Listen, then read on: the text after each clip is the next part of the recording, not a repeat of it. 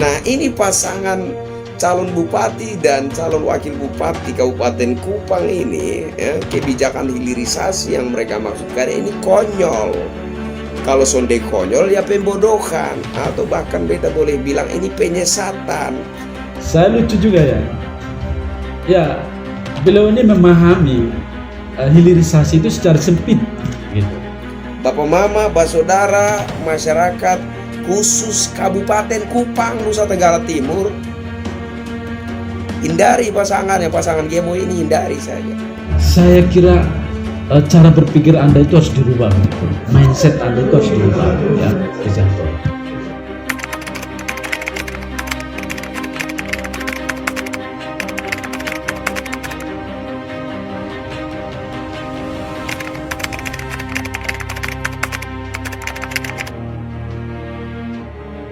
Ya, jadi saya ingin menanggapi pernyataan seseorang yang dimuat di akun YouTube bernama Kristianto Yenoni. Jadi di dalam pernyataannya, dalam video yang saya tonton itu, Kristianto ini membuat pernyataan tidak setuju terhadap program hilirisasi yang tertuang di dalam visi misi calon bupati dan wakil bupati Kupang, Joseph Lede SH dan Aurum Obed Duiki SR Mas. Ya. Jadi di dalam video itu si Kristianto ini mengatakan bahwa program hilirisasi yang tertuang dalam visi misi paket Gemoy, ya, yang diungkapkan oleh calon bupati Kupang Joseph Lede dari paket Gemoy pada debat calon bupati dan wakil bupati yang diselenggarakan oleh KPU beberapa hari lalu, itu adalah bentuk pembodohan terhadap publik. Menurut Kristianto ini, program hilirisasi paket Gemoy itu adalah pembodohan terhadap masyarakat Kabupaten Kupang. Pernyataan Kristianto ini sangat-sangat disesalkan gitu. Apalagi si Kristianto ini mempublish diri sebagai seorang pemerhati sosial. Seharusnya ya, pernyataan seorang yang berpendidikan yang menyebut dirinya sebagai pemerhati sosial itu harus lebih beretika dan beradab dalam menyampaikan pendapat di muka umum. Namun faktanya di video itu beliau atau Kristianto ini ya mendiskreditkan, bahkan mengajak masyarakat Kabupaten Kupang agar menghindari paket Gemoy. Ya, saya tidak tahu. Saya mengindikasikan ya, saya menduga ya, ini ada pesan sponsor ya di belakang si Kristianto ini. Ini beliau ini kan pasti ada saja ya pesan sponsor yang beliau sampaikan itu. Jadi Kristianto ini menyatakan ketidaksetujuan dia terhadap program hilirisasi paket Gemoy. Beliau mengatakan bahwa program hilirisasi itu tidak seperti itu. Program hilirisasi itu menurut dia itu seperti hilirisasi yang dilakukan oleh Presiden Jokowi. Ya, bagaimana Presiden Jokowi ini mengambil alih perusahaan-perusahaan mengambil alih pengelolaan sumber daya alam yang dilakukan oleh perusahaan-perusahaan asing, lalu meminta perusahaan-perusahaan ini untuk membangun smelter. Ya, mungkin maksud beliau adalah mengambil alih perusahaan-perusahaan yang bergerak di bidang pertambangan. Dan menurut beliau itulah yang dinamakan sebagai hilirisasi. Dan yang kedua, menurut si Kristianto ini lagi, bahwa contoh hilirisasi itu seperti ada sumber daya alam milik pemerintah Kabupaten Kupang yang dikelola oleh pihak lain, lalu pemerintah Kabupaten Kupang mengambil alih kembali pengelolaan sumber daya alam tersebut untuk dikelola sendiri. Itu yang beliau menurut si Kristianto ini sebagai hilirisasi. saya ingin menanggapi ya pemahaman beliau ini, si Krisyanto ini ya, tentang apa itu hilirisasi. Tapi pertama-tama saya ingin menyampaikan dulu permintaan maaf saya bahwa saya ini bukan seorang pakar ekonomi, atau saya bukan seorang dan saya juga bukan seorang pakar kebijakan publik ya. Saya hanya masyarakat biasa ya, yang merasa prihatin dengan apa yang disampaikan oleh si Krisyanto ini.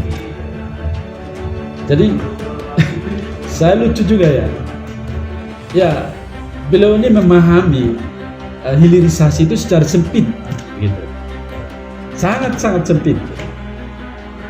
Yang beliau pahami adalah hilirisasi itu adalah aktivitas atau kegiatan ekonomi yang makro gitu.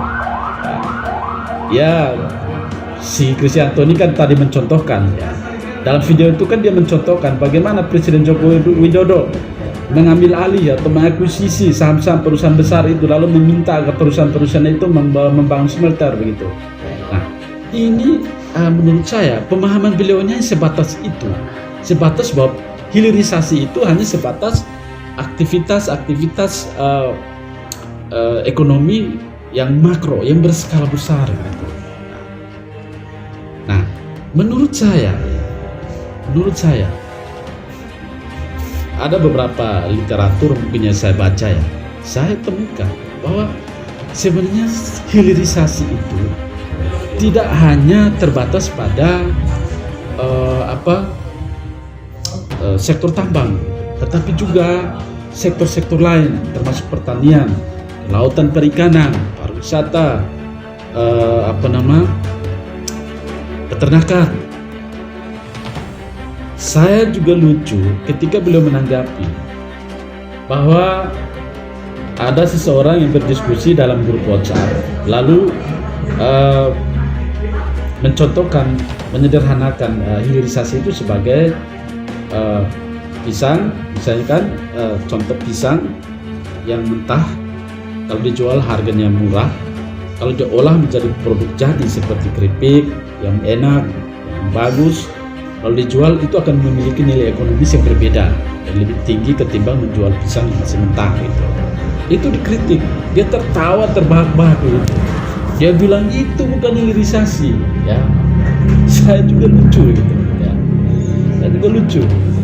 Padahal inti daripada hilirisasi itu bagaimana menggali potensi unggulan daerah dan produk-produk unggulan itu ya, produk-produk unggulan itu diolah agar meningkatkan nilai ekonomis dari produk tersebut sebelum dipasarkan atau diekspor ke negara lain. Saya mencontohkan dalam konteks Kabupaten Kupang misalnya, kita lihat ya, ada potensi rumput laut yang sangat luar biasa di Kabupaten Kupang. Nah, kalau melalui kebijakan hilirisasi yang ditawarkan oleh paket GMOI ini, rumput laut ini kita tidak jual mentah atau kita tidak ekspor mentah ke negara lain, kita tidak jual mentah ke daerah lain. Tapi bagaimana kita mengolah rumput laut ini ya? Jadi produk turunan rumput laut itulah yang nanti kita jual. Contoh, rumput laut ini kan bisa diolah menjadi sabun, sampo ya. Bisa diolah juga menjadi jus, es ya. Jadi kalau ini sudah diolah, rumput laut ini sudah diolah, produk turunannya ini akan lebih memiliki nilai ekonomis yang tinggi ketimbang bagaimana kita menjual rumput laut itu secara mentah keluar. Nah, ini juga adalah aktivitas hilirisasi yang menurut saya tidak dipahami secara baik oleh Krisyanto Yen-on ini. Dia membangun argumentasi terkait hilirisasi ini secara parsial ya. Dia membangun argumentasi tentang hilirisasi ini secara sempit, padahal program hilirisasi yang ditawarkan oleh paket GMOI itu sangat luar biasa ya. Mengapa? Karena sebenarnya hilirisasi ini dia akan mendekatkan yang namanya industri. Kebijakan hilirisasi ini dia akan melahirkan industri-industri kecil dan menengah di daerah. Jadi produk-produk unggulan di daerah ini, ya, ini akan diolah oleh industri-industri kecil yang tumbuh tadi. Ya. Sebelum ini dipasarkan atau diekspor keluar. Jadi olah menjadi bahan yang jadi, yang siap pakai, bahan yang siap pakai dan sampai ke tangan konsumen. Bahan siap pakai oleh konsumen. Ini yang sebenarnya yang dimaksud dengan hilirisasi di sektor pertanian. Jangan sampai si yang Kristianto ini menganggap bahwa itu bukan hilirisasi. Hilirisasi ini kan sebenarnya pertambahan nilai ekonomis pada produk, ya, sebuah produk. Ya, produk pertanian misalnya. Tadi saya contohkan rumput laut, itu, ya. Dan masih banyak contoh-contoh lain, ya. Ya intinya adalah bagaimana pertambahan nilai ekonomis terhadap sebuah produk. Dan ingat bahwa kebijakan hilirisasi ini tidak hanya akan menumbuhkan industri-industri kecil dan menengah di daerah, tetapi juga akan membuka lapangan kerja yang seluas-luasnya. Ini juga adalah keuntungan dari kebijakan hilirisasi yang ditawarkan oleh paket GMOI dalam visi misinya itu. Jadi saya berpendapat demikian. Saya terbuka untuk siapa saja bisa memberi saran, pendapat dan masukan. Kembali lagi, saya bukan pakar ekonomi, saya bukan juga pengamat kebijakan publik. Saya hanya masyarakat biasa yang mencoba untuk menanggapi, ya, apa yang disampaikan oleh saudara Kristianto YNO tadi. Karena bagi saya itu menyesatkan. Bagaimana dia ini melarang masyarakat Kabupaten Kupang agar menghindari paket GMOI. Ya, ini lucu sebenarnya. Pesan apa yang dia mau sampaikan begitu? Ya. Saya melihat bahwa pesan yang dia mau sampaikan adalah jangan pilih GMOI, kan begitu. Itu yang disampaikan oleh si Kristianto ini. Ya. Karena apa? Penyampaiannya soal apa itu hilirisasi ini sangat dangkal begitu. Saya pertanyakan kapasitas keilmuan dia ini. Apalagi dia ini kan bukan seorang pakar ekonomi, bukan seorang pengamat kebijakan publik, tidak, bukan seorang profesor yang paham sekali tentang itu, tentang hilirisasi, begitu.